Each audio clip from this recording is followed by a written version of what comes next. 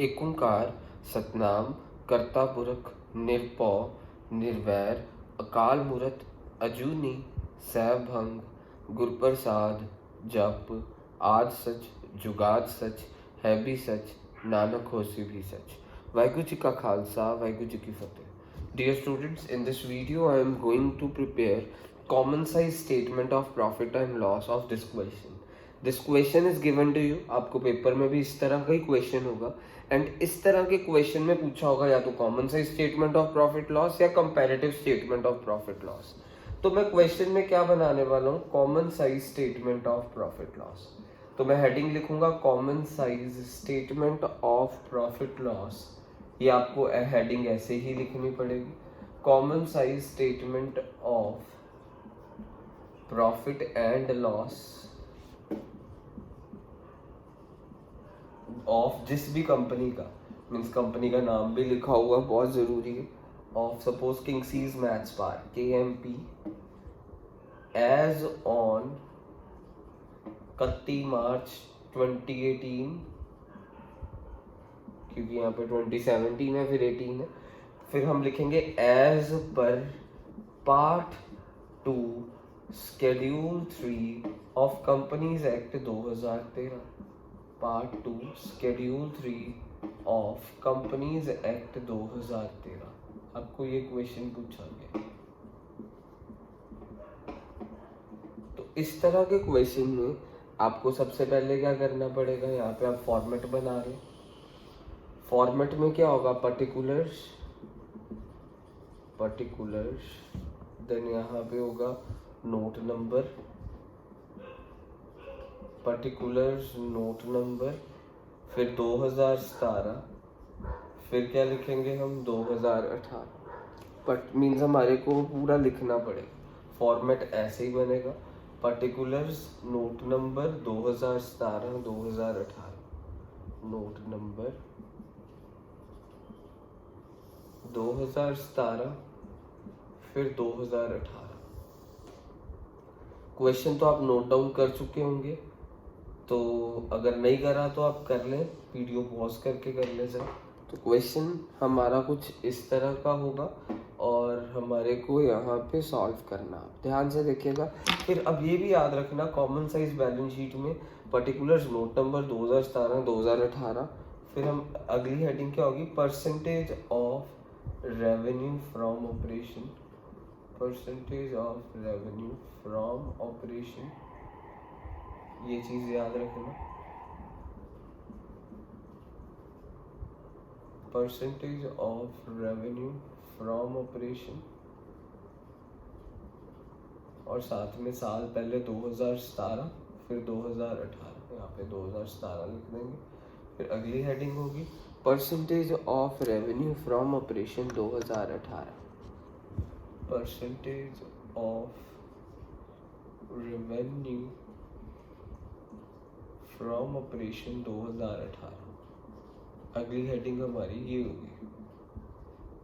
फिर उसके बाद क्या होगा हमारे पास, ये करने के बाद सबसे पहले पर्टिकुलर में चीज़ सबसे पहले क्या होती है, revenue from operation, revenue from operations, सबसे पहली चीज़ ये हो गई रेवेन्यू फ्रॉम ऑपरेशन। फॉर्मेट में आनी सबसे पहली ये चीज़ है, रेवेन्यू फ्रॉम ऑपरेशन। थोड़ा नीचे करके लिखता हूँ, यहाँ पे हमारे पास ऐसे लाइन लगा दी। सबसे पहला रोमन लेटर क्या होगा, revenue from operation, revenue from operation. Revenue from operation में क्या है, देखो 5 लाख एंड 7 लाख, ये लिख दिया। फिर add other income, add other income, other income देखो कितनी है, अदर इनकम है 2 lakh 1 lakh, other income 2 lakh and 1 lakh है। फिर हमने क्या करना है, यहाँ पे इसका टोटल ऐसे करना है, यहाँ पे भी आगे भी एक्सटेंड कर दीजिएगा। सो यहाँ पे क्या हो गया हमारे पास 5 + 2 7 लाख और 7 + 1 8 लाख। फिर अगले बार सेकंड रोमन लेटर बनेगा एक्सपेंसेस का, second roman letter will be of expenses, ये रोमन लेटर 1 रोमन लेटर 2। और इसमें सबसे पहले क्या आता है आपको एक ये याद रखना पड़ेगा, CPCWFEDO।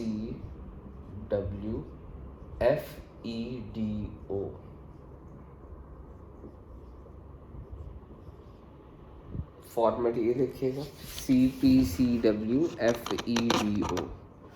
EFDO भी लिख सकते हैं, FEDO भी लिख सकते हैं।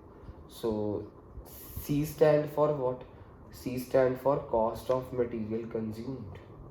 कॉस्ट ऑफ मटेरियल कंज्यूम्ड, ये आपको फुल फॉर्म याद करनी पड़ेगी। Cost of material consumed. P stand for purchase of stock in trade.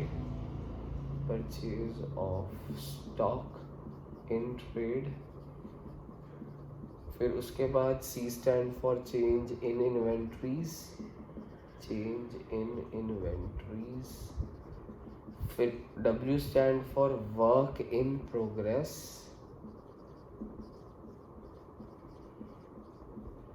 फिर F stand for finance cost. E stand for employ benefit expenses. Employ benefit expenses. D stand for depreciation and amortization expenses. Depreciation and amortization expenses. Amortization expenses. फिर last में O stand for other expenses. Other expenses. अब देखते हैं हम values fill करते हैं zone सी दे रखी है। तो अब ये याद रखिएगा, CPCWFEDO, ये चीज़ को आप याद रखना, इससे आपको ये लर्न करना इजी रह जाएगा। CPCWFEDO। और आप ये याद रखना, पहली तीन चीज़ों को हम क्या कहते हैं? COGS या cost of revenue from operation. एक ही चीज़ होती है। COGS का दूसरा नाम क्या होता है? Cost of revenue from operation, या फिर COGS एक ही बात है मीन्स। और तीनों चीज़ों को, एक्सपेंसेस की पहली तीन चीज़ों को COGS ही कहते हैं। एक्सपेंसेस की पहली तीन चीज़ों को वी यूज टू से COGS या cost of revenue from operation. Cost of revenue from operation कितना दिया है? 20% ऑफ ऑपरेटिंग रेवेन्यू। और देखिए हमारे पास ऑपरेटिंग रेवेन्यू है कितना, ध्यान से देखिएगा। 20% of operating revenue. Revenue from operation 5 lakh, 7 lakh. 5 lakh का 20% is what? 10 lakh. Sorry, 5 lakh का 20% इज 1 लाख।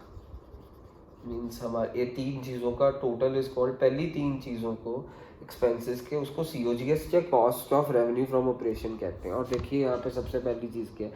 यहाँ पे cost of revenue from operation 20% of operating revenue. 5 lakh का 20% 1 लाख। मीन्स ये तीन चीज़ों को हम COGS कहते हैं। फिर 7 लाख, ये 7 लाख का 20% operating revenue, revenue from operation को कहते हैं। 7 लाख का 20% इज व्हाट? 1,40,000। अच्छा, ये भी हो गया। अब अगला employ benefit expenses. Employ benefit expenses कितना बोला? 10% ऑफ GP।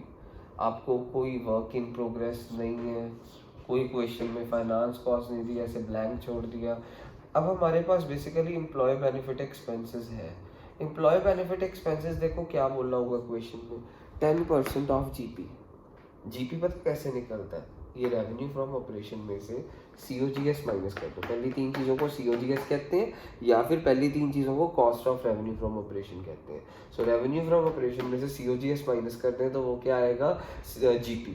सो 5 लाख में से 1 लाख माइनस करा, मेरे पास GP आ गया। 5 माइनस 1 इज 4। 4 लाख का 10% is employ benefit expenses. 4 lakh का 10% इज 40,000।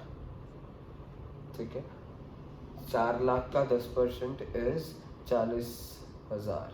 40, हाँ, 4 लाख का 10% इज 40,000। ठीक है, पता कैसे है मेरे बच्चों? रेवेन्यू फ्रॉम ऑपरेशन में से ये COGS माइनस कर दिया, आपके पास ये आ गया। फिर 7 लाख में से 1,40,000 माइनस कर दिया, मीन्स मेरे पास कितना आ गया? 6 लाख। 6 लाख में से 40,000 माइनस कर दिया, 5,60,000 का 10% 56,000। उम्मीद करता हूँ समझ गए होंगे। एम्प्लॉय बेनिफिट एक्सपेंसेस कितना दिया हुआ है 10% ऑफ जीपी। जीपी कैसे निकलता है, ये रेवेन्यू फ्रॉम ऑपरेशन में से सीओजीएस माइनस करते हैं। 5 लाख में से 1 लाख माइनस करा 4 लाख, 4 लाख का 10%, क्योंकि उन्होंने 10% बोला हुआ है। 4 लाख का 10% इस 40,000, 40,000 लिख दिया। 7 में से 1 लाख 40 माइनस करा 5 60 आया।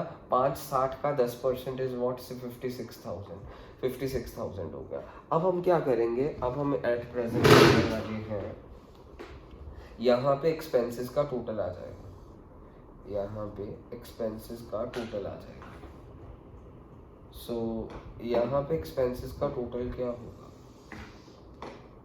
यहाँ पे लिखेंगे, यहाँ पे टोटल, यहाँ पे देखो टोटल रेवेन्यू था, मीन्स यहाँ पे रेवेन्यू का total is called total revenue. यहाँ पे एक्सपेंसेस का total is called total expenses. याद रखना ये चीज़, रेवेन्यू का total is called total revenue, expenses का total is called total expenses. So ये टोटल एक्सपेंसेस हो गया। और यहाँ पे 40 plus 1 lakh that is called 1,40,000। यहाँ पे 140 प्लस 56 दैट इज 1,96,000। अब हमारे पास अगला स्टेप क्या होगा, टोटल रेवेन्यू में से टोटल एक्सपेंसेस माइनस कर देंगे, तो उसे क्या कहेंगे, profit before interest and tax. Total revenue minus total expenses called what, profit before interest and tax. यहाँ पे देखिए डबल लाइन लगाई है मैंने, टोटल रेवेन्यू के नीचे भी देखो डबल लाइन थी और टोटल एक्सपेंस के नीचे भी डबल लाइन थी। इस चीज़ को अपने दिमाग में बिठा के रख लीजिए। और यहाँ पे अब हम क्या करेंगे, टोटल रेवेन्यू में से टोटल एक्सपेंस माइनस कर देंगे, तो उसे क्या कहेंगे, profit before interest and tax. Profit before interest and tax, जो हमारा टोटल रेवेन्यू में से टोटल एक्सपेंस माइनस करके आएगा। Total revenue minus total expense, 7 lakh minus 1,40,000 that is 7 lakh में से 1,40 माइनस कर देंगे तो मेरे पास आएगा 5,60,000। सो 7 लाख माइनस 1,40,000, 5,60,000।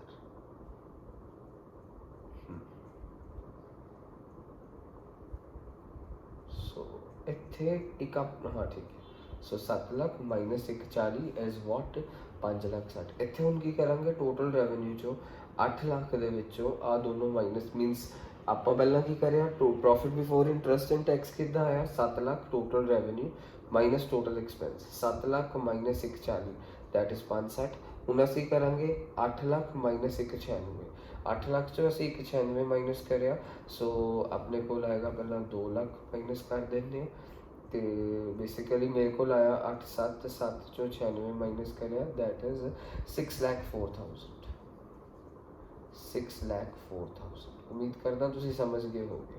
ਸੋ ਅਸੀਂ profit before interest and tax ਕਿਵੇਂ ਕੱਢਿਆ, ਟੋਟਲ ਰੈਵਨਿਊ ਚੋਂ ਟੋਟਲ ਐਕਸਪੈਂਸ ਮਾਈਨਸ ਕਰੇ, टोटल रेवेन्यू जो टोटल एक्सपेंस माइनस करते, 8 लाख चो 1,96,000 माइनस कर देता, तो 7 लाख चो 1,40,000 माइनस कर देता। सो अपने कोल हुण आ गया इत्थे क्वेश्चन दे विच तो profit before interest and tax. हुण असीं की करांगे, लेस करांगे tax, we will do less tax. Tax कितने परसेंट है, 30%। 30% ऑफ 5,60,000। सो 30% 560 का कर दे, सो 560 का 60 का 18 168। सो इतने 168 वो भी ब्रैकेट्स च लिखना मेरे बच्चों इतना। फिर इनका भी 30% ही करांगे, 30% ऑफ 6,04,000। सो 6,04,000 का 30%, 3 4 1 6 3 1,81,200, 1,81,200। असी करिया कि इनका 30% करता 5,60,000 का, तो 6,04,000 का 30% कर दिता, तो साढ़े को आ गया टैक्स। हुण 5,60,000 जो 168 माइनस करांगे वो की आएगा, profit after interest and tax. So हुण असीं ये माइनस करांगे तो साढ़े को आएगा profit after interest and tax, profit after interest and tax, profit after. हुण अपने कोल profit after interest and tax आ रहे हैं मेरे बच्चों, ध्यान नाल याद रखना। एक सेकेंड, वेट अ सेकेंड।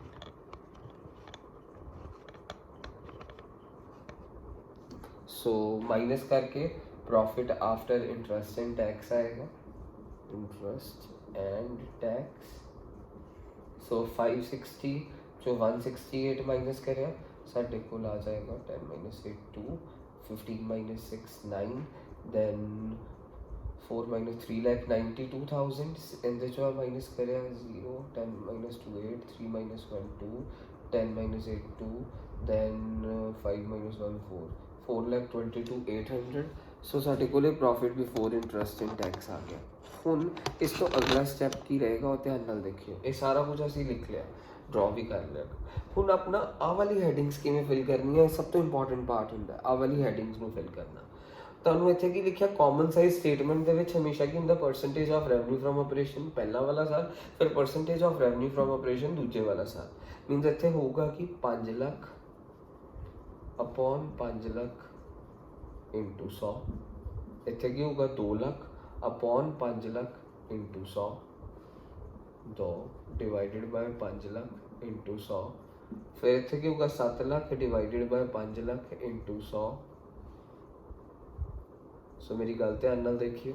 ਸੋ ਸਭ ਤੋਂ ਪਹਿਲਾਂ ਵਾਲਾ ਕੀ ਹੋਊਗਾ ਸਾਡੇ ਕੋਲ ਪੁਆਇੰਟ ਦੇ ਵਿੱਚ 7 ਲੱਖ 5 ਲੱਖ, ਆ ਵਾਲਾ 5 ਲੱਖ ਅਪੋਨ 5 ਲੱਖ ਇੰਟੂ 100। फिर सेकंड नंबर पे की होगा 2 लाख ओवर 5 लाख इंटू 100। फिर अगले नंबर पे की होगा 7 लाख अपॉन 5 लाख इंटू 100।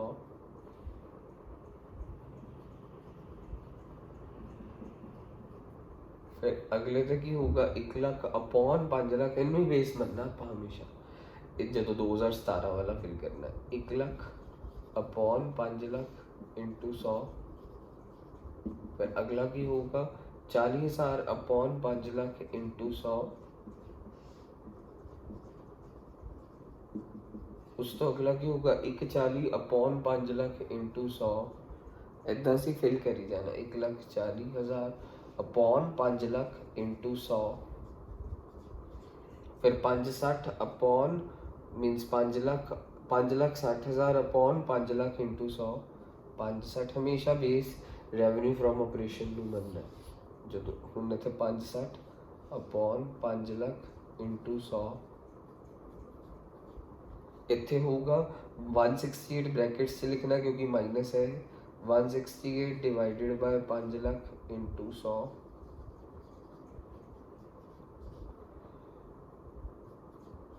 फिर उस तो बाद 3,92,000 upon 5 lakh into 100। 3,92,000 upon 5 lakh into 100।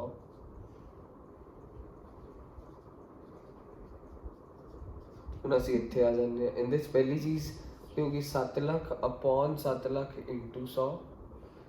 7 lakh upon 7 lakh into 100।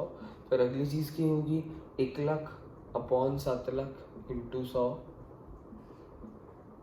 7 lakh into 100। उस तो अगली चीज़ की होगी 8 लाख अपॉन 7 लाख इंटू 100। अगली चीज़ will be 8 lakh upon 7 lakh into 100। फिर उस तो अगली चीज़ 140 upon 7 lakh into 100। 1,40,000 upon 7 lakh into 100। उस तो अगली चीज़ 560 upon 7 lakh, 56,000 upon 7 lakh into 100। फिर उस तो अगली चीज़ 196 upon 7 lakh into 100। 1,96,000 upon 7 lakh into 100। इदा ही 6,04 upon 7 lakh into 100। 1,81,200 upon 7 lakh into 100। 422,800 upon 7 lakh into 100। Question खत्म। That's it. A common size statement of profit loss थी।